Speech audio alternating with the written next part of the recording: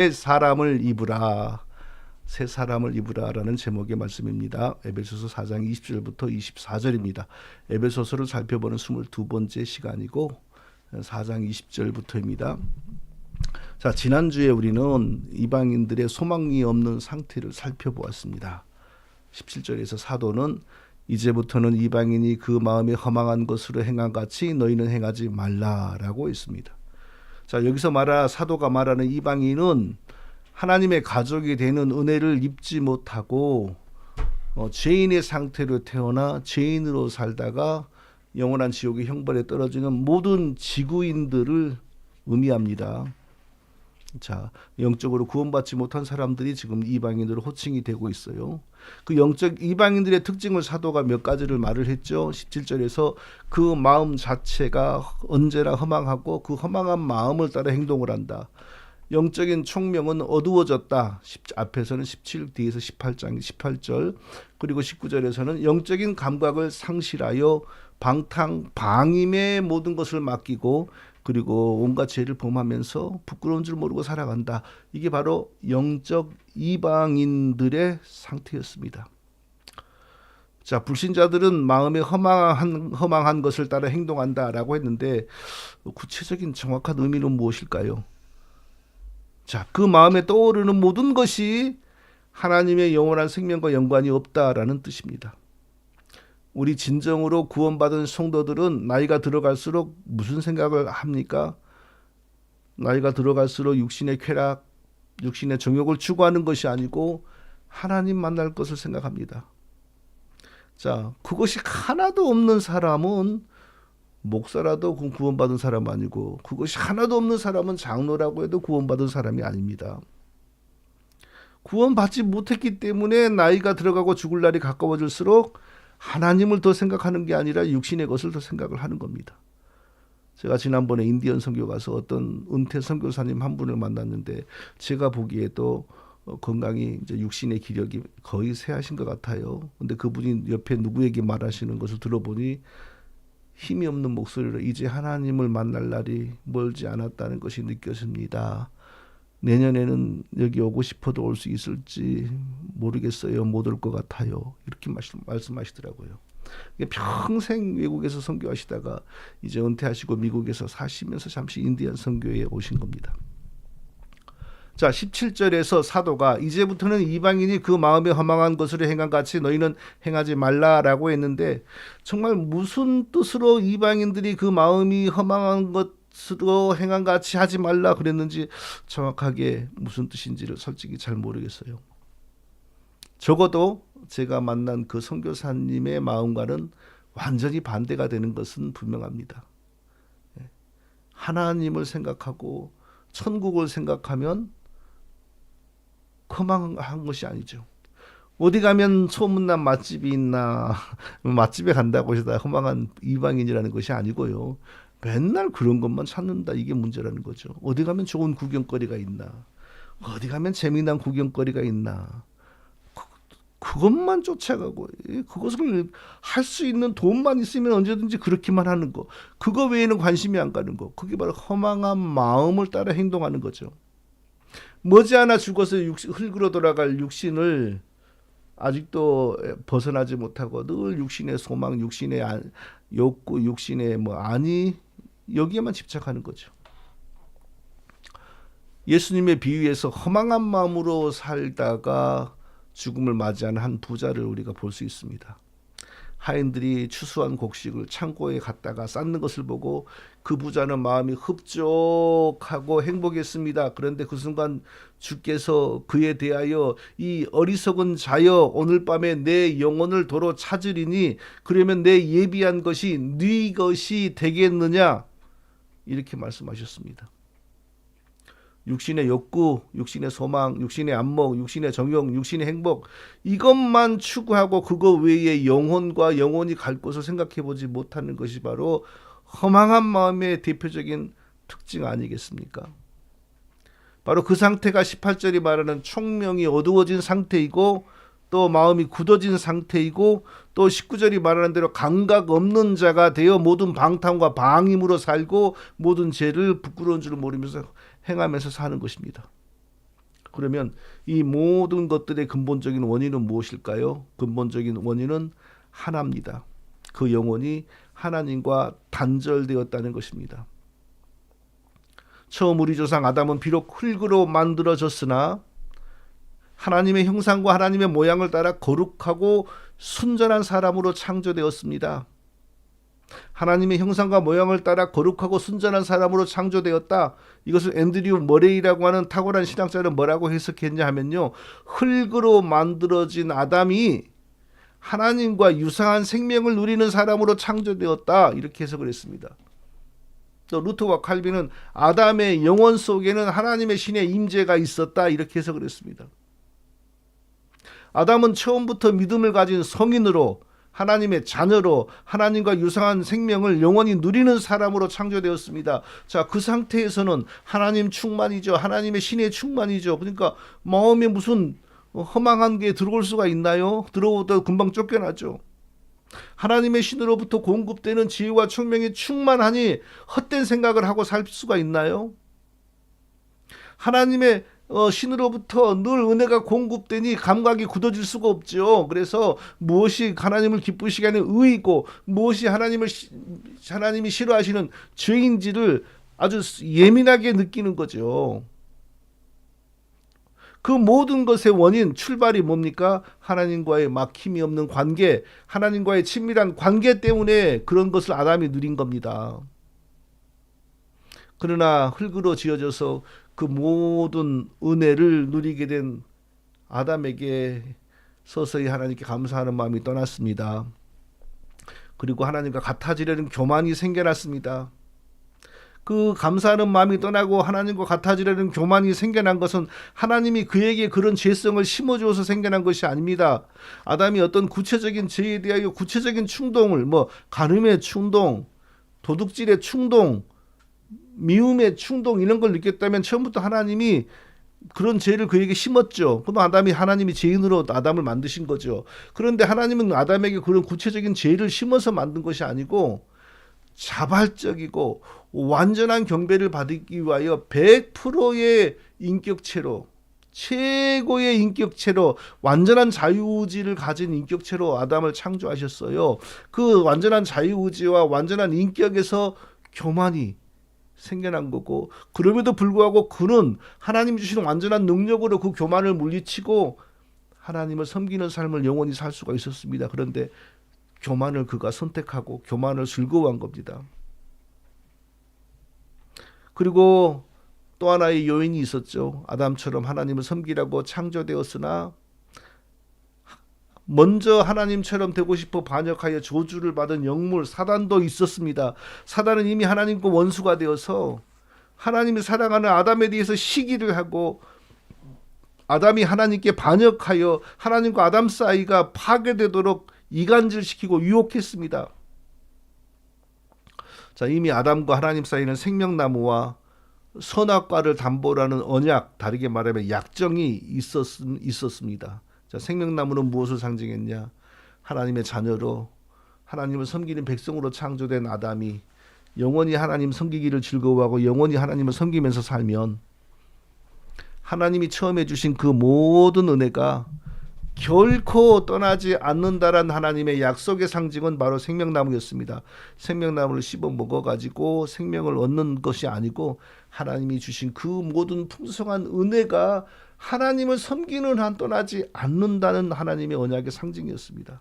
반대로 선악과는 아담이 교만한 마음이 들어서 하나님 섬기기를 싫어하고 하나님과 무관한 삶을 살며 스스로 자유롭게 스스로 행복하게 살기를 원할 때 하나님과의 관계의 파괴를 선포하는 언약 파괴의 상징물이었습니다. 아담이 선악과를 범한다는 것은 더 이상 하나님 백성의 자리에서 하나님 섬기지 않겠다고 선포하는 것이었습니다. 하나님은 그렇게 선악과를 범한 것의 의미를 다 가르쳐주면서 그리하지 말라. 그러면 너는 정녕 죽을 것이다. 선악을 알게 하는 나무의 실과는 먹지 말라. 먹는 날에는 정녕 죽으리라. 창세기 27장 명확하게 경고하고 또 경고를 했습니다. 그런데 아담의 마음은 생명나무를 떠나서 자꾸 선악과로 기울어집니다. 교만한 마음이 생긴 거죠. 감사하는 마음은 떠나가고 교만한 마음, 하나님을 섬기지 않고 하나님처럼 되고 싶은 교만한 마음이 생긴 거죠.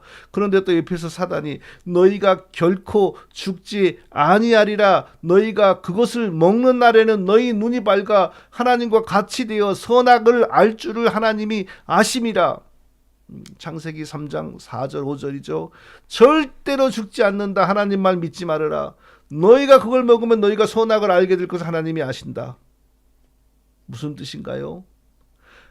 눈이 밝아져서 하나님처럼 선악을 알게 된다. 이것은요, 아무 것에도 의존하지 않고 스스로 자기를 가꾸어가고 스스로 자기를 지탱할 수 있다. 즉 신이 된다는 겁니다.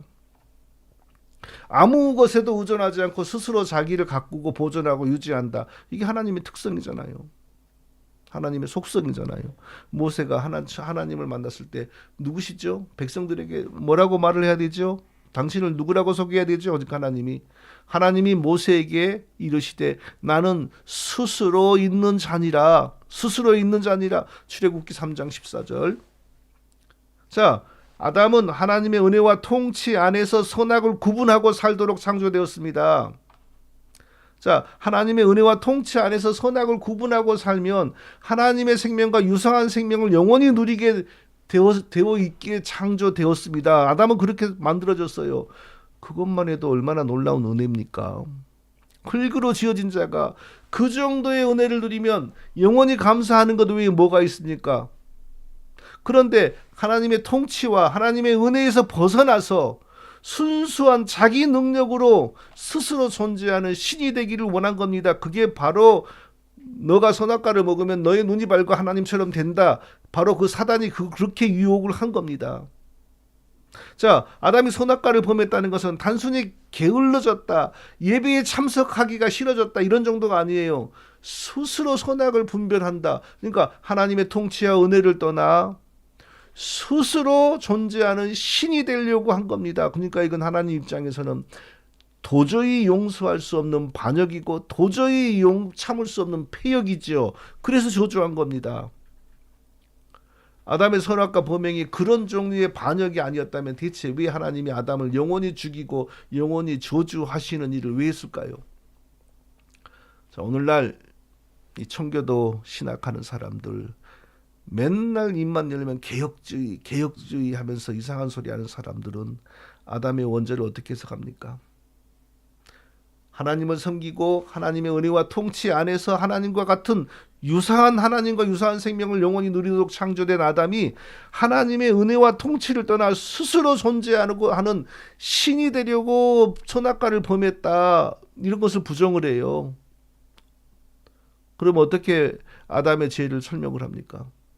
아담은 자기 마음에 기록하여 주신 십계명을 지켜서 스스로 생명을 얻도록 창조되었다. 아담은 불완전하고 임시적인 사람이었고 가만히 두면 죽을 사람이었다. 영생을 얻기 위한 율법을 지키고 하나님 백성이 되라고 명령했는데 그것을 게을리한 거다. 하나님에 대해서 그것은 성의가 없는 것이고 하나님을 창조주를 존중하지 않는 것이다. 그게 그의 죄였다. 그래서 영생을 얻지 못했다. 이렇게 설명을 하잖아요. 자, 그렇게 되면 하나님의 자녀도 아니고 영생도 없는 불완전하고 임시적인 아담에게 또 아담 안에서 우리에게 영생을 주기 위하여 다시가 아니죠. 없는 영생을 주기 위하여 하나님의 구원은 어떻게 이루어져야 되나요? 하나님이 사람이 되어 열심히 아담 대신 율법을 지켜서 영생의 자격을 얻어주잖아요. 대신 그게 바로 그리스도의 능동적 순종이라는 이단교리잖아요. 이게 바로 청교도들의 신앙의 핵심이고, 오늘날 사이비 개혁주의, 그들은 그냥 개혁주의라고 그러죠. 그러나 사실 이 사이비 개혁주의의 핵심 신학입니다. 그게 성경은 그런 구원의 은혜를 말하지 않습니다. 처음부터 하나님이 주신 믿음을 가진 성인으로 아담은 창조되었고, 하나님을 섬기는 한 하나님의 생명과 유사한 생명을 영원히 누리는 하나님의 자녀로 창조된 아담이 하나님 섬김과 하나님의 통치와 하나님의 은혜를 떠나 스스로 자존하는 신이 되기 위하여 하나님 섬김을 거부하고 선악과를 먹음으로 독립된 신이 되는 길을 택함으로 인하여 하나님의 저주가 임한 겁니다. 그러나 하나님은 자기 백성으로 창조한 자가 영원히 죽고 흙으로 돌아가는 것을 기뻐하지 않으셨습니다. 그를 살리기 위하여 그의 반역한 죄값을 대신 갚으시기를 원하셨어요. 죄값을 대신 갚으려면 신성은 할 수가 없잖아요. 피도 없고 눈물도 없으니까. 그래서 신성이 사람을 창조하여 자기의 몸으로, 자기의 살과 피로 만드셨어요. 자기의 살과 피와 영혼을 가진 몸으로 사람을 자기의 사람으로 아니죠. 아니 그 사람과 하나님이 제가 아직도 좀 아리까리하네. 구분이 안 되는 거예요. 분리가 안 되는 겁니다. 신성과 인성은 분리가 안 되는 거예요. 분리되면 이단입니다. 분리된다 그러면은요. 그 자기의 몸과 피로 자기를 배반하고 자기에게 반역한 아담의 죄를 완전히 그 죄값을 대신 갚으셨습니다. 하나님이 우리처럼 자기의 몸과 몸을 가지시어서 한 아담과 우리의 죄값을 완전히 갚으심으로 아담의 반역죄가 없는 것으로 회복이 되고 그것이 바로 우리의 구원입니다. 무슨 율법을 지켜서 우리를 구원해요? 하나님이 무슨 율법을 지켜서 우리를 구원해요? 하나님이 사람의 몸과 살과 피와 영혼을 가지시고 그 몸으로 우리의 죄값을 대신 갚아주심으로 우리의 구원이 다시 일어난 거예요. 지금 세상의 대부분의 사람들에게는 이 은혜가 없습니다. 사람의 몸과 영혼을 가지고 세상에 오신 성자 하나님의 구원의 은혜를 전혀 모르는 사람이 태반이 넘고, 태반이 뭡니까? 90%가 넘고 90%가 뭡니까? 그보다 더 많을 겁니다. 그 은혜를 입지 못한 사람들은 여전히 하나님의 신으로부터 소외되어 있습니다. 그리고 처음에 하나님으로부터 받은 하나님의 형상과 모양은 완전히 찌그러져 있습니다. 그들의 영혼은 하나님과 단절되어 있습니다. 그러니까 죽은 상태죠. 영혼이 죽은 상태이므로, 그리고 그들의 하나님께 반역한 죄가 없어지지 않고 여전히 있으므로 하나님의 생명으로부터 완전히 소외되어 단절되어 있는 겁니다. 그래서 사도 바울은 이방인들에 대해서 말하면서, 영적 이방인들에 대해서 말하면서 하나님의 생명에서 떠나 있도다. 에베소서 4장 18절 그렇게 말했습니다. 그런데 바로 그 상태에서 재벌이 나오잖아요. 대통령이 나오고 아주 탁월한 실력 있는 외과 의사도 나오고 탁월한 과학자들도 나오고 있어요. 그러니까 인간이 대단해 보이죠. 구원받지 못한 인간이라도 아주 대단해 보이죠. 그러나 그 하나님의 생명으로부터 완전히 단절되어 있고 그 영혼은 현재 하나님으로부터 단절되어 생명을 가지고 있지 못하므로 아무런 소망이 없는 거예요. 아무런 장래의 소망이 없는 상태에서 떠오르는 생각은 다 육신을 위한 떠오르는 생각, 그리고 그 육신은 결국 죽어서 흙이 될 수밖에 없는 육신, 그리고 그 영혼은 결국 육신과 분리되어 지옥에 떨어져야 될 저주받은 영혼, 그게 바로 모든 불신자들의 허망한 상태입니다. 자, 이제 오늘 본문으로 들어갑시다. 20절을 제가 읽어보겠습니다. 오직 너희는 그리스도를 이같이 배우지 아니하였느니라. 오직 너희는 그리스도를 이같이 배우지 아니하였느니라. 무슨 뜻입니까? 문자적으로 해석하면 무슨 뜻인지 잘 모르겠어요. 그런데 우리가 성경을 읽고 해석하고 이해하는데 중요한 것 중에 하나가 뭐냐? 문맥을 파악하는 겁니다. 전체의 흐름을 파악하고서 해석이 되지 않은 문장을 그 흐름 속에서 이해를 하는 겁니다. 저는 설교 시간에 헬라어 단어를 하나를 읽고 5분씩 10분씩 설명하고 히브리어 단어 하나를 읽고 5분씩 10분씩 막 설명하는 설교자들을 싫어합니다. 그리고 또 어떤 목회자들이 헬라어를 좀 잘한다고, 히브리어를 잘한다고 그것으로 기독교의 진리가 보이는 것처럼 말을 해요. 그것은요, 바닷가의 수많은 조약돌 중에 하나의 특성을 파악하는 것에 불과합니다. 자, 전체의 성경 창세기부터 요한계시록 전체의 흐름을 파악하는 게 훨씬 더 중요합니다. 한 단어의 의미를 해석하기 위해서는 그 문장 문맥 안에서 해석하는 게 가장 중요합니다. 그리고 그 어려운 문장 하나를 해석하고 의미를 파악할 때는 앞뒤에 전후의 문맥과 흐름 속에서, 그리고 그 그 글을 쓸 때 그 기록자가 어떤 상황 속에서 무엇을 고민하면서 글을 썼는지 그걸 파악하는 게 훨씬 더 중요해요. 문맥을 모르고 상황을 모르면 아무리 히브리어를 알아도 뭐 아무리 영어를 알아도 아무리 독일말 이태리말을 알아도 그게 정확하게 파악할 수가 없어요. 성도들은 종종 보면 자기 목사는 뭐든지 잘하는 줄 알아요. 갑자기 저에게 전화가 와요. 목사님, 지금 이 사람이 뭐라고 하는지 들어보세요. 그리고 딱 바꿨는데 미국 사람이 나와요. 그리고 얼른 옆에서 This is my pastor. He is English. He speak English very well. 그 말만 딱 해요.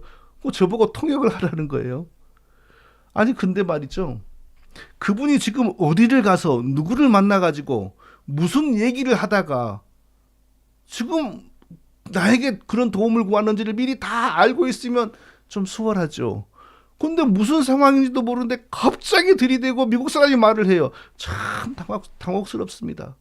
정말 그때는 당혹스러우니까 하여튼 열심히 머리를 굴려야 됩니다. 자, 문맥과 상황을 아는 것이 이렇게 중요합니다. 성경의 어려운 단어들, 성경의 뭐 어려운 문장들 문맥을 통해서 보는 게 제일 중요해요. 뭐 원어 하나 보고 독일어 하나 보고 뭐 보고 그러면서 10분씩 20분씩 무슨 얘기하는 거 그거 다 쓸모없는 겁니다. 그건 자기 혼자 미리 연구하면 돼요. 왜 설교 시간에 그런 말을 많이 하는지 저는 이해가 안 가요. 20절 오직 너희는 그리스도를 이같이 배우지 아니하였느니라. 이 내용도 문맥을 보면 돼요.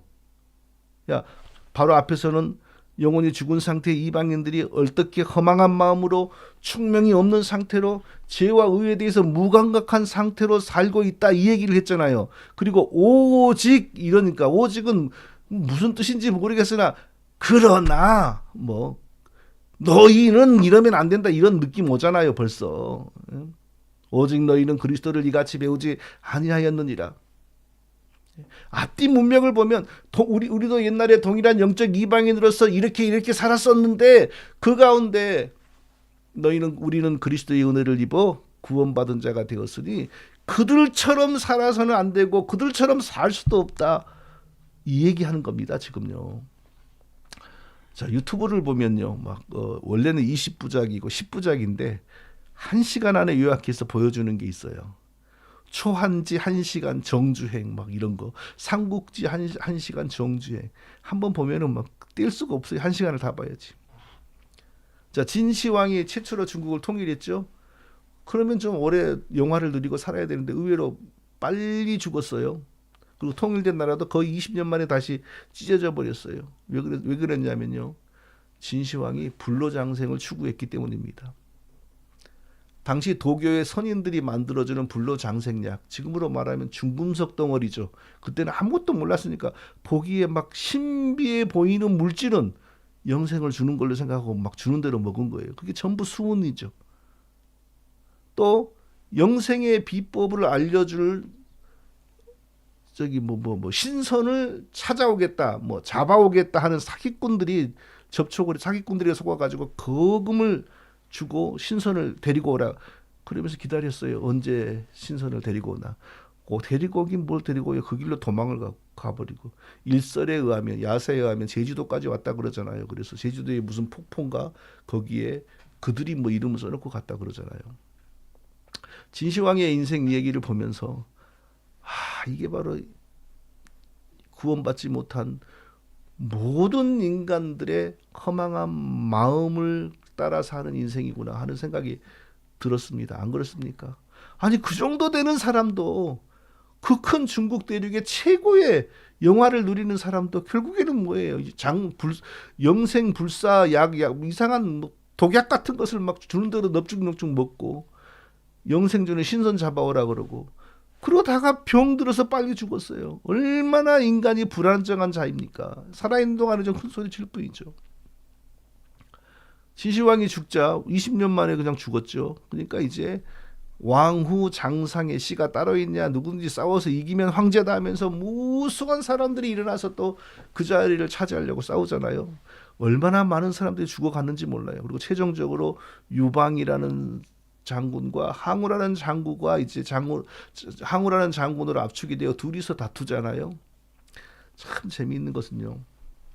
이 항우라고 하는 장수는 평생 전투에서 져본 적이 없습니다. 딱 한 번 졌는데 마지막 자기가 죽는 전투에서 졌습니다. 그리고 죽었습니다.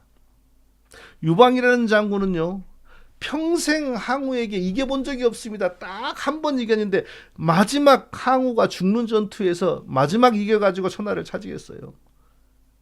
그 두 사람 외에도 얼마나 많은 똑똑하고 멋있는 사람들이 서로 죽였는지 셀 수가 없어요. 그런데 한결같이 죽어갈 때는 내가 정말 보람있게 멋지게 살았다. 후회도 없고 아쉬움도 없다라고 하면서 죽은 사람 아무도 없습니다. 그 이름 없는 촌부에서 유방의 대장군으로서 천하를 호령했던 한신이라는 사람도 토사구팽이라고 하면서 죽었잖아요. 내가 사냥이 끝나니까 이제 사냥개를 삶아 먹는구나. 그 마음이 얼마나 비참했겠어요. 그 유방이라고 그러면 최고의 통치자인 그 유방이라고 하는 사람 행복하게 죽은 줄 아세요? 아니에요. 여기저기서 일어나는 반란 진압하러 다니다가 다쳐서 갑자기 죽었어요. 그랬더니 그 사람 부인이 나라를 차지해가지고 또 자기 사람 세우고 남편의 사람들 싹 죽였습니다.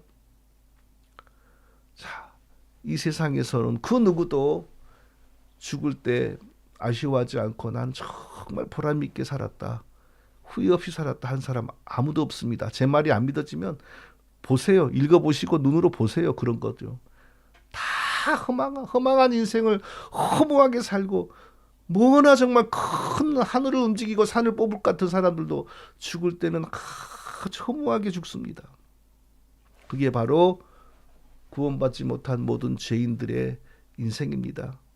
죄인으로 태어난 인생들의 만족과 성공은 오직 그리스도의 죄 용서의 은혜를 입고 구원을 다시 얻는 것 뿐입니다. 그런데 이 세상 어디에서도 이것을 가르쳐 주지가 않습니다. 그리고 그 은혜를 받은 사람은 너무너무 적습니다. 모든 사람들은 재벌일지라도 의사일지라도 교수일지라도 뭐 정치인이랄지라도 허망한 마음의 상태, 총명이 어두워진 상태, 감각이 없는 상태로서 소망 없는 인생을 살다가 죽음을 맞이할 뿐입니다. 성도 여러분, 우리는 모두 아담과 함께 하나님을 섬기도록 창조된 하나님의 자녀들입니다. 자녀들입니다. 하나님의 은혜 안에서 우리는 하나님의 생명과 유사한 생명을 영원히 누리면서 또 영원히 하나님을 즐거이 섬기도록 창조가 되었습니다. 그러나 아담과 함께 우리는 교만한 마음에 빠져 하나님처럼 되고자 했고 하나님을 더 섬기지 않으려고 반역했습니다. 하나님은 자기를 섬기려고 창조한 자들, 자기와 유사한 생명을 영원히 누리는 은혜까지 주신 자들이 자기를 반역하니 죽음을 내리시는 것 외에 다른 길이 없잖아요. 영원한 죽음에 처하게 하셨습니다. 그러나 하나님은 자기의 자녀로 창조한 자들이 영원히 죽는 것을 기뻐하지 않았습니다. 그들을 다시 살리기를 원하셨습니다. 다시 자기를 찬송하며 영원히 행복을 누리는 자들이 되기를 원하셨습니다. 그러려면 그들의 반역한 죄값을 그들이 갚아야 되는데, 우리가 갚아야 되는데 우리는 그걸 할 수 없습니다. 하나님께 반역한 죄인들은 그 이미 범한 죄값으로 죽는 것 외에는 길이 없습니다. 죄인이 제가 죄값을 위해서 죽겠습니다 하면 당연한 것이지 그게 무슨 하나님께 기쁨이 됩니까? 그래서 하나님은 우리의 죄를 대신 담당하기 위하여 죄값을 갚을 수 있는 몸과 영혼을 친히 가지셨습니다. 우리와 같은 몸과 영혼을 가지시고 세상에 오셔서 우리 대신 율법을 지키신 것이 아닙니다. 율법을 지키는 것은 영생을 얻는 것과 아무 상관이 없습니다. 죽었던 우리에게 영생을 주신 것은 우리와 같은 몸과 영혼을 가지신 하나님이 우리가 받아야 될 죄의 형벌을 대신 받고 죽으심으로 우리에게 주어진 것이지, 무슨 율법을 지켜서 우리에게 영생을 주신 것이 아닙니다. 율법은 아무 공로 없으나 하나님의 은혜를 입어 구원받은 자들에게 하나님을 섬기며 거룩하게 사는 방법으로 나중에 왔지 구원을 얻는 방법으로 온 게 아닙니다. 어디 무슨 하나님이 사람이 되어 그 영혼과 살과 피를 가진 사람이 되어 율법을 지켜서 우리를 구원했다. 이런 이단 사상을 수백 년 동안 뭐 칼빈주의라고 하고 청교도라고 하면서 풀어먹고 사는 사람들이 이제 정체가 다 드러났습니다. 그런 사람들을 멀리 해야 됩니다. 그런 책들 집에서 싹 끄집어내서 갖다가 버리세요. 보관할 가치도 없는 겁니다. 그런 건요. 하나님이 친히 우리와 같은 몸과 영혼을 가지고 오셔서 자기에게 반역한 자기 백성의 죄를 대신 짊어지고 십자가에 달려 피 흘리고 죽었습니다. 사람이 대신 의롭고 거룩하신 예수 그리스도의 몸이 피 흘리고 죽을 때에, 죄값으로 죽을 때에 죄에 대한 하나님의 진노가 완전히 만족이 되었습니다. 네. 그리고 하나님께서는 예수 그리스도의 속죄를 받으시고 이제 누구든지 예수 그리스도를 구주로 믿기만 하면 아담과 함께 반역한 죄가 없는 것으로 내가 간주한다라고 선포하신 것입니다. 그리고 하나님께서는 아담과 함께 반역하여 영원히 죽은 자들 가운데 일부를 자기 백성으로 택하셨습니다. 그리고 그 택하신 백성들을 구원하시려고 믿음을 내셨어요. 믿음, 복음을 내셨어요. 무슨 믿음? 예수 그리스도가 나를 대신하여 십자가에서 죽으신 것을 믿습니다. 라고 믿기만 하면 2000년 전에 예수님이 십자가에 달려서 그 몸이 우리의 죄를 대신 지신 그 몸이 죽을 때에 지금 현재 살고 있는 내 몸도 십자가에 그때 함께 달려서 완전히 죽었고 죄값을 다 갚은 것으로 간주하시는 겁니다. 다시는 이후 죄인으로 간주되지 않습니다. 이게 이신칭입니다. 실제로 우리가 의로워지고 거룩해지고 그래서 우리가 의롭다함을 얻는 게 아니고 오직 대신 죽으신 예수 그리스도를 믿음으로 하나님께서 2000년 전에 예수 그리스도의 몸이 죽을 때에 지금 예수님 믿는 내 몸도 함께 달려서 못 박혀 죽은 것으로 간주하고 이제 더 이상 너는 죄와 상관이 없다라고 선포하는 게 이신칭입니다. 예수님 믿고 구원받기 전에 내가 하나님께 무슨 죄를 지었나 일일이 종이에 써라고 하는 사람들이 있죠. 뭐 학교 가다가 참에 떠먹은 죄, 친구의 뺨을 때린 죄, 뭐한 죄, 뭐한 죄 다 써라고 하는 사람들이 있습니다. 구원은 그런 식으로 받는 것이 아닙니다. 그건 청교도 사이비 개혁주의의 거짓 구원입니다. 아니 영혼이 죽은 상태의 사람이 구원을 받기 전에는 아직 영혼이 죽어 있잖아요. 영혼이 죽어 있는데 죄가 뭔지 의가 뭔지 뭘 알아요. 영안실에 그 시체들을 보면 다 무슨 캐비넷에 들어있잖아요. 딱 꺼내놓고 나서 자 지금부터 여기에 해당되는 죄가 있는 사람 발가락 까딱해봐라 하면서 무슨 죄를 열거해봐요. 1000가지를 열거해보세요. 아무도 발가락 하나 까딱하지 않습니다. 죽었기 때문입니다. 영혼이 죽은 죄인은 지각도 없고 총명도 없고 아무것도 없어요. 그럼 어떻게 구원이 일어납니까? 어떻게 영혼이 살아납니까?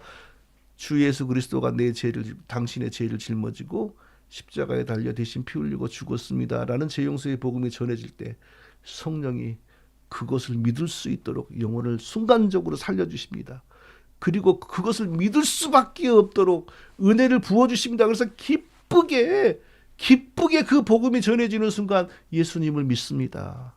아주 미약하고 간단하게 예수님을 믿습니다. 라는 믿음이 생겨나는 거예요. 바로 그 순간이 영혼이 살아나는 순간, 구원이 임하는 순간이고, 그리고 그 순간 성령이 임하시어 그때부터 우리 영혼이 강건해지고 지각이 생겨나고 발전되고 성장하기를 시작하는 겁니다. 그리고 바로 그 순간부터 마음이 허망한 상태로 일평생을 사는 불신자들과는 다른 방향의 인생이 시작이 되는 겁니다. 지금 저는 다른 방향의 인생이 시작된다라고 했습니다. 절대로 완전히 다른 인생이 시작이 됩니다라고 하지 않았어요. 예수님의 십자가의 복음을 듣고 구원을 받아도 완전히 다른 인생을 사는 사람은 아무도 없습니다. 이방인들과 불신자들과 다른 방향의 인생이 시작되는 겁니다. 그것이 바로 구원의 증거입니다. 구원의 증거는 모든 죄에서 완전히 벗어나는 게 구원의 증거가 아닙니다. 이방인의 삶과 다른 방향의 삶이 시작이 되고 나타나는 게 구원의 증거고 바로 그게 아무리 미약할지라도 그것이 그 성도가 궁극적으로 천국에 확실하게 들어갈 증거입니다. 제가 지금 길게 설명했는데 이 길게 설명한 내용이 바로 바울이 20절에서 말한 한 문장입니다. 오직 너희는 그리스도를 이같이 배우지 아니하였느니라. 바로 이 뜻으로 한 말입니다. 앞뒤 문맥을 보면 그렇게 답이 나와요. 사랑하는 성도 여러분, 우리는 예수 그리스도를 이방인들처럼 살게 만드는 분으로 구원은 주셨는데 여전히 이방인들처럼 살게 만드는 분으로 배운 적이 없습니다. 성경은 우리에게 예수님을 그렇게 가르치지 않습니다. 성경은 예수 그리스도가 우리의 대신 죄값을 갚으심으로 우리를 영원한 죽음과 저주로부터 건져내셨다고 가르칩니다. 그런데 그렇게만 말하는 것이 아니고 또 가르칩니다.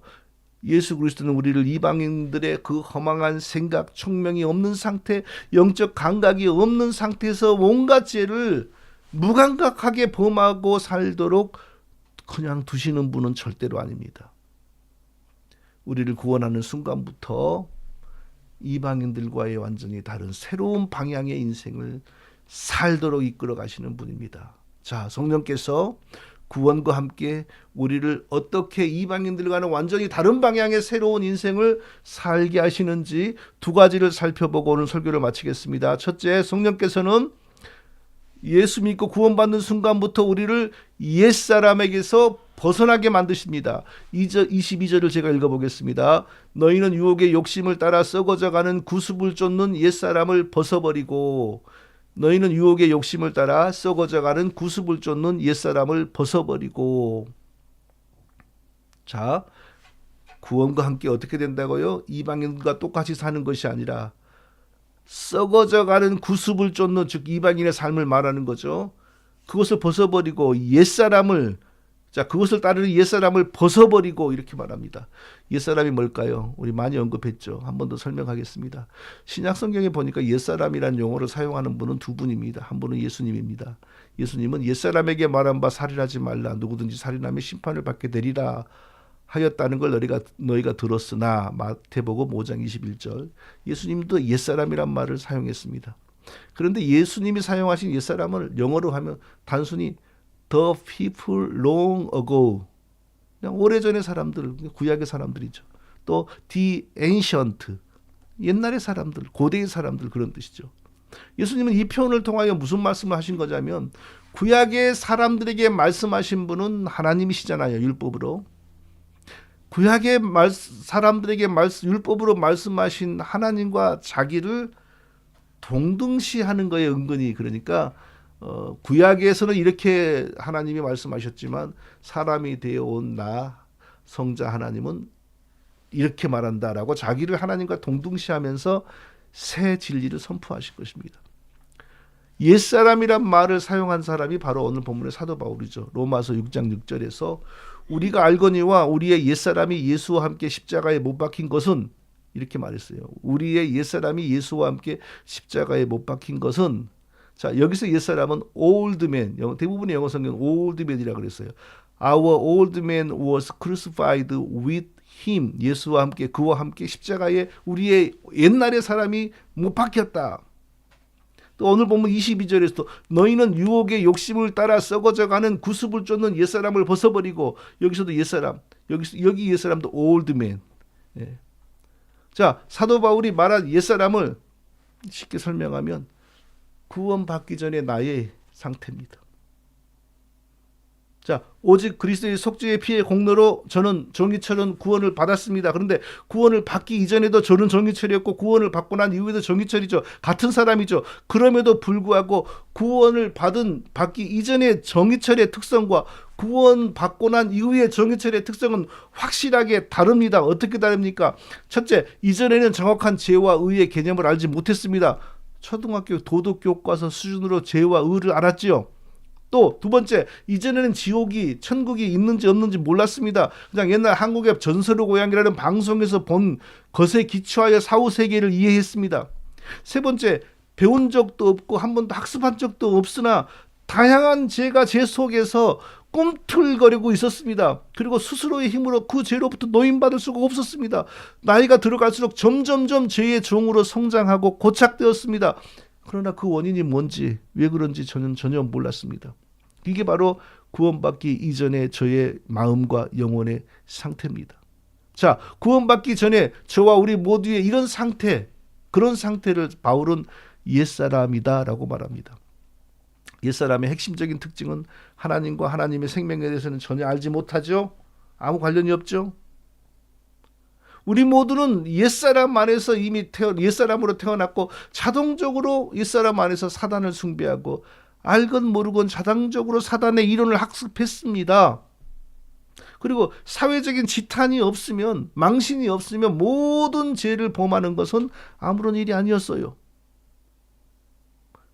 그 속에서 우리가 그리스도의 죄 용서의 은혜로 구원을 받았습니다. 구원은 옛사람에게서 벗어나는 것이죠. 구원은 옛사람을 벗는 것이죠. 교회 다니는 분들 중에 옛사람에게서 전혀 벗어나지 못하고 있는 분들을 종종 볼 수가 있습니다. 그 사람은 교인이지 성도가 아닙니다. 왜 그럴까요?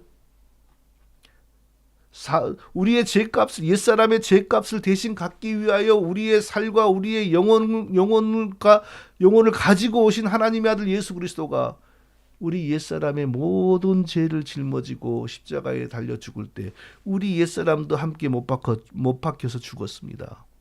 우리가 구원받았다라는 말 속에는 바로 이 은혜가 들어있는 겁니다. 옛사람의 모든 죄를 그리스도가 대신 지고 십자가에 죽으실 때 나도 실질적으로 죽은 것으로 간주된다. 이게 구원의 핵심인데 어떻게 그 구원을 받은 사람이 전혀 옛사람의 모습에서 한치도 바꾸어지지 않고 변하지 않을 수가 있을까요? 그럴 일은 없습니다. 그럴 수는 없습니다. 옛사람의 죄를 대신 지시고 죽으신 그리스도의 죽으심의 효력이 우리에게 어떻게 적용이 됩니까? 하나님께서 그리스도의 이름으로 우리에게 보내신 성령에 의하여 적용이 됩니다. 나에게 성령이 오셨다는 것은 나의 옛사람의 모든 죄를 대신 지시고 피 흘리신 예수님의 피가, 속죄의 피가 내 마음에 내 영혼에 발라졌다는 것입니다. 예수님의 피가 내 마음에 발라졌는데 어떻게 옛사람에게서 1cm도 벗어나지 않고 살 수가 있냐고요. 옛사람으로부터 많이 벗어난 사람, 옛사람으로부터 적게 벗어난 사람의 차이는 성경적입니다. 교회 안에는 옛사람으로부터 많이 벗어난 사람이 있고 많이 벗어난 사람이 목사가 되고 장로가 되고 권사가 되면 좋겠습니다. 그러나 꼭 그렇지 않을 경우도 많죠. 또 반대로 옛사람으로부터 조금밖에 못 벗어난 사람도 있습니다. 왜? 성령이 그리스도의 십자가에서 흘린 피, 나의 옛사람의 죄를 대신 지시고 죽으실 때 흘리신 그 피를 내 마음에 내 영혼에 발라주심으로 옛사람으로부터 멀어지고 해방되는 역사는 반드시 있는 겁니다. 그게 없으면 교인이 있죠. 교인에게는 구원이 있다는 보증이 없습니다. 그런데 우리는 이 옛사람에게서 완전하게 벗어나지도 못합니다. 죽을 때까지도 못 벗어납니다. 계속해서 옛사람으로부터 공격을 받고 또 뒤에서 덮침을 당합니다. 죽을 때까지 옛사람에게서 벗어나는 훈련과 연습과 노력과 싸움을 해야 돼요. 사도 바울이 사도가 되고 로마서를 기록할 때 뭐라고 그랬습니까?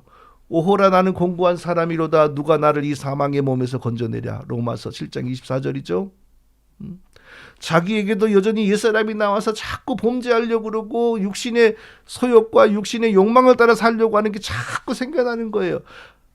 사도 바울에게도 그런 옛사람이 남아있었다면 우리에게 오죽 많겠어요.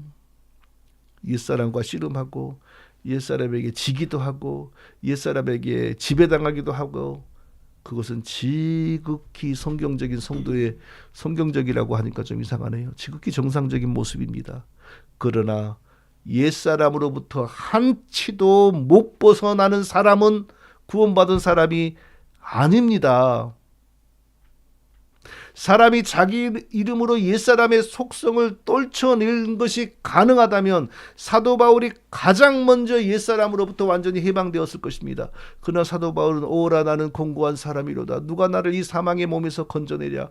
자기 힘으로 도저히 옛사람을 이길 수 없다라고 고백했습니다. 로마서에서 어디 무슨 낙서할 때 한 말이 아니고 로마서에서 한 말입니다. 그러니까 옛사람으로부터 시달리고 때로는 우리가 죄에 빠지고 때로는 이기고 때로는 죄에 넘어지고 이건 정상적인 성도의 모습이라는 겁니다. 우리 힘으로는 못 이겨요. 로마 교회는 옛사람을 이기는 방식으로 뭘 가르쳤습니까? 금식, 고행, 명상 이런 걸 가르쳤잖아요. 그래서 아주 세상과 격리돼 가지고 수도원에서 자기들끼리만 살았잖아요. 거기서 금식하고 고행하고 노행하고. 그런데 수도원에서 어떤 일이 일어났는지를 종종 우리가 느낄 수 있는 그런 증거들이 나오지 않습니까? 그쪽 사람들이 들으면 기분 나쁘니까 말하지 않겠습니다. 사람은 사람의 힘으로 옛사람을 이기지 못합니다.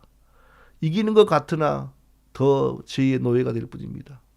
무슨 방법으로든지 사람이 자기 힘으로 옛사람을 끊어내는 건 불가능합니다. 그럼 어떻게 됩니까? 평생을 그리스도의 십자가의 은혜를 사모하고 의지하는 것뿐입니다.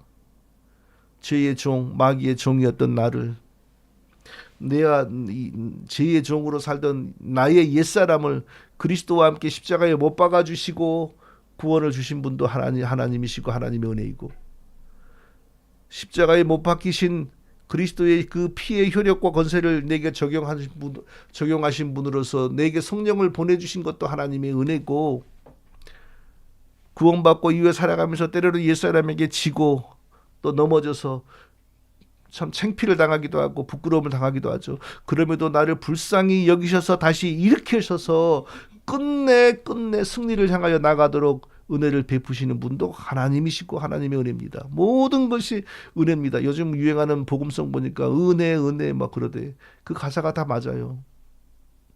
우리의 할 일은 단지 내 죄를 대신 지시고 십자가에 달려 나를 대신하여 죽으신 예수 그리스도를 믿습니다.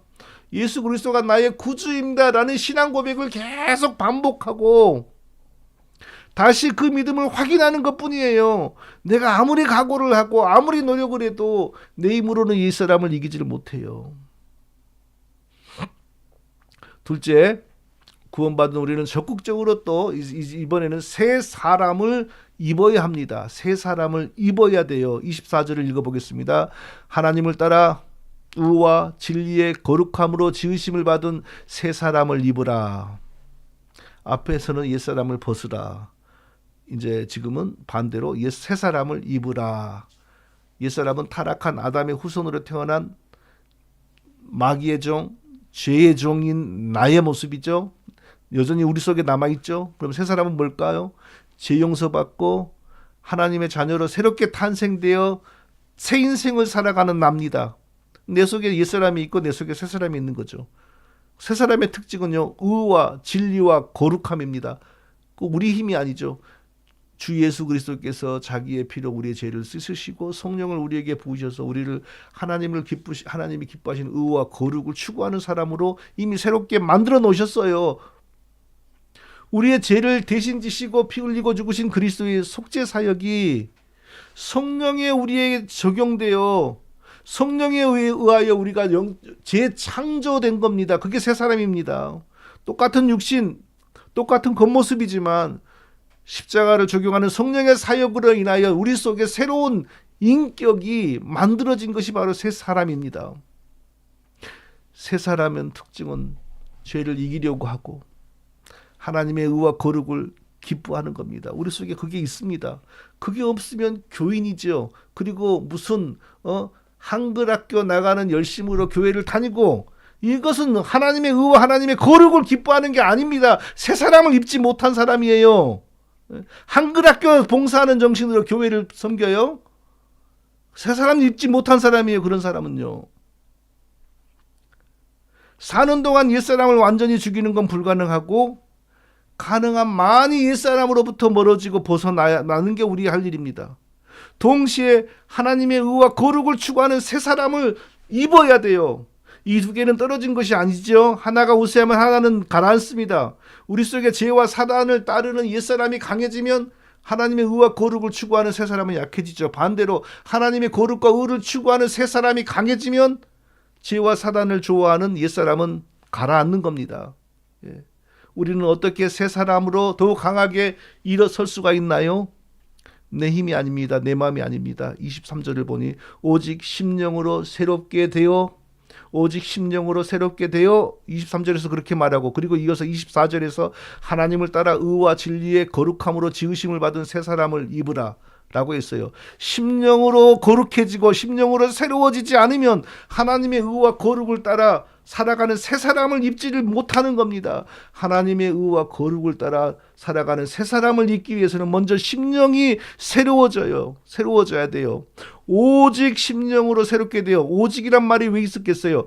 다른 모든 방법은 안 됩니다. PhD로도 안 되고 재벌로도 안 되고 정치 이념으로도 안 됩니다. 심령이 새로워져야 돼요. 심령이 새로워지게 되는 길은 하나뿐이죠.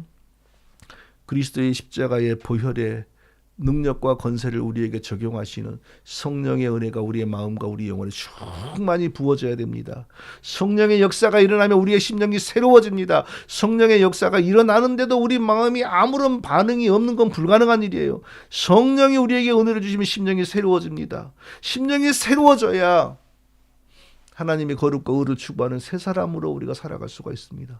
자, 그러면 성령은 어떻게 역사하는 분입니까? 성령은 요술쟁입니까? 자기 기분을 따라 오늘 아침 기분이 좋네? 자, 오늘은 내가 정기철에게 은혜를 준다. 아유, 오늘은 찌뿌듯해 마음이. 오늘은 정기철에게 은혜 안 준다. 이런 성령은 요술의 영이 아닙니다. 성령은 말씀의 영입니다. 우리가 진리의 말씀을 믿도록 역사하는 분, 우리가 진리의 말씀을 적용하도록 역사하는 분입니다.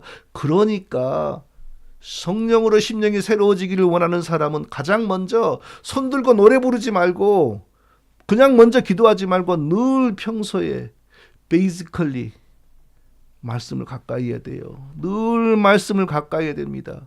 말씀의 영이신 성령은 우리에게 말씀을 가르쳐주고 말씀을 적용시켜주는 일에 가장 관심이 많으시기 때문에 우리가 말씀을 가까이 할 때 정말 올바른 설교를 자꾸 들을 때에 성령이 우리의 심령을 새롭게 하는 겁니다. 그리고 그 다음에 손을 번쩍 들고 기뻐서 찬송도 하고 그리고 그 다음에 기도도 해야지 성령이 역사하는 겁니다. 목마른 사슴이 시냇물을 찾는 것처럼 우리 영혼은 하나님의 말씀을 늘 구하고 있어요. 말씀을 읽고 배우고 말씀을 적용하고 실천할 때에 성령이 뜨겁게 역사하면 우리의 심령이 새로워져요. 심령이 새로워지면요, 죄를 좋아하고 마귀를 좋아하는 마음은 눈 녹듯이 사라집니다. 경험해 보세요. 경험을 못하니까 안 되는 겁니다. 그리고 하나님의 의와 거룩을 추구하는 마음이 강해집니다. 그게 바로 새 사람으로 살아가는 겁니다. 요약하겠습니다. 우리의 옛사람은 평생 떠나지 않습니다. 어느 순간 뭘 하고 났더니 옛사람이 완전히 죽어서 뽑혀버렸다. 그런 것 없습니다. 그러면 사도 바울이 이단이죠. 사도 바울은 오호라 나는 권고한 사람이로다. 평생 자기 옛사람하고 씨름했습니다. 우리도 평생 옛사람하고 씨름해야 돼요. 옛사람을 이기고 새 사람으로 사는 길은 성령의 은혜를 입는 것뿐입니다. 성령의 은혜를 충만히 입기 위하여 먼저 말씀으로 충만해야 되고 그 다음에 손을 들고 노래도 부르고 기도도 하고 해야 됩니다. 사랑하는 성도 여러분들에게, 저와 우리 모두에게 이와 같은 새 사람을 입는 은혜가 충만하시기를 예수님의 이름으로 축원드립니다. 거룩하신 아버지 하나님, 우리에게 은혜를 충만하게 주시어서 날마다 옛사람을 이겨내고 새 사람으로 강건하게 서는 역사가 있게 하여 주옵소서. 말씀을 가까이 하고 말씀으로 무장되어가는 우리 모두가 되게 하여 주시옵소서. 예수님의 이름으로 기도합니다. 아멘.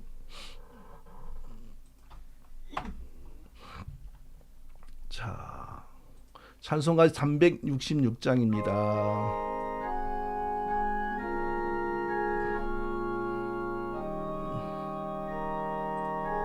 366장.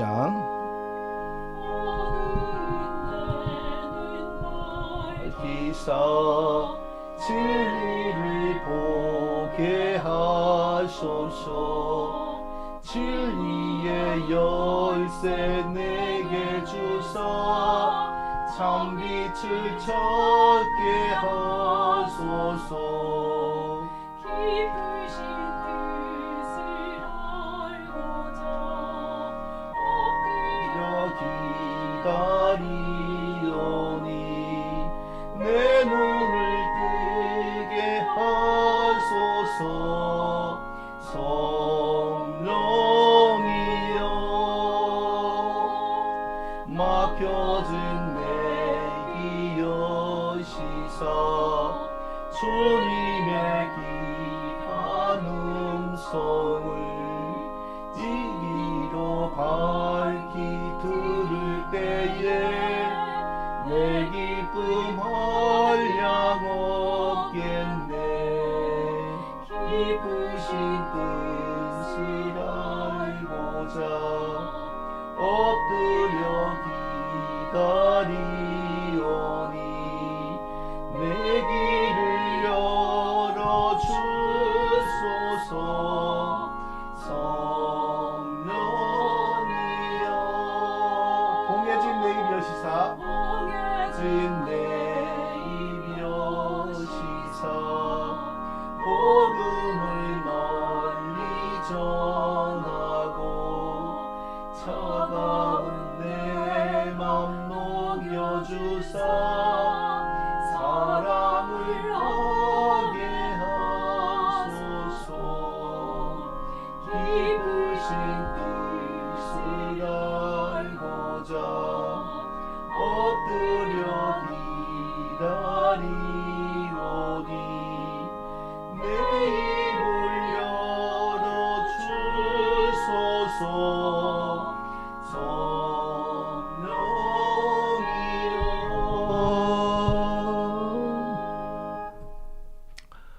성도 여러분 안녕하세요. 반갑습니다. 한 주간 잘 지내셨죠? 그 사이에 누가 오셨나? 개혁 성도님, 이 성도님, 스피카 스튜디오 성도님, 아이고 스피카 성도님 안녕하세요. 부랴부랴 참석합니다. 마일로드 성도님, 호랭이 성도님은 저 부산 사신다 그랬죠? 성이름 성도님, 김강일 성도님, 장정석 성도님, 뭐 오실 분들은 거의 다 오신 것 같아요. 근데 오늘 되게 늦게 오셨고요. 그리고 전체 참여하는 분들이 보통 한 45 이랬는데 오늘은 지금 현재까지 33. 오늘 무슨 일이 있나요? 한국에 그냥 특별히 어디 뭐 가는 일이 많았나요? 오늘은 좀 평소하고 다르네요. 이럴 때도 있고 저럴 때도 있겠죠. 또 직접 참여하지 못하면 나중에 영상을 통해서 또 뭐 들으시기도 하겠죠. 하여간 또 이렇게 예배를 잘 드리고 마치게 되어서 아주 반갑습니다. 성도님들 한 주간 건강하시고 평안하시고, 저 이제 서서히 9월이 되네요. 뭐 9월, 10월, 11월이면 아마 제가 한국으로 갈 거고요. 한 달 정도 있다가 나올 거고요. 꼭 하루, 최소 하루는 1박 2일 우리 수련회를 서울 인근에서 가지도록 하겠습니다. 지금 장소도 정해졌어요. 근데 제가 들어가는 날, 나가는 날 일정이 안 잡혀가지고 구체적으로 지금 추진이 안 되는데 조만간 구체적인 일정을 잡아서 또 그리고 실무를 다 총괄하실 분도 발표를 하여서 추진을 해 나가도록 하겠습니다. 자, 성도 여러분, 이제 제가 축도하고 예배를 마치겠습니다.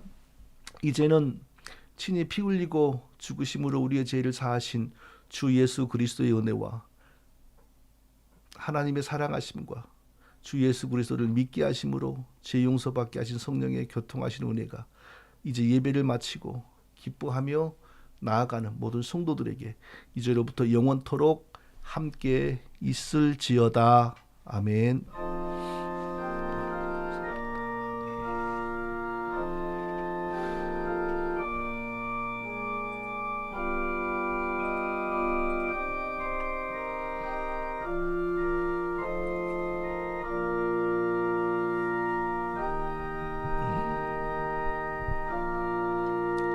자, 성도 여러분, 다 우리 인사 한마디씩 남기고 헤어지도록 하지요.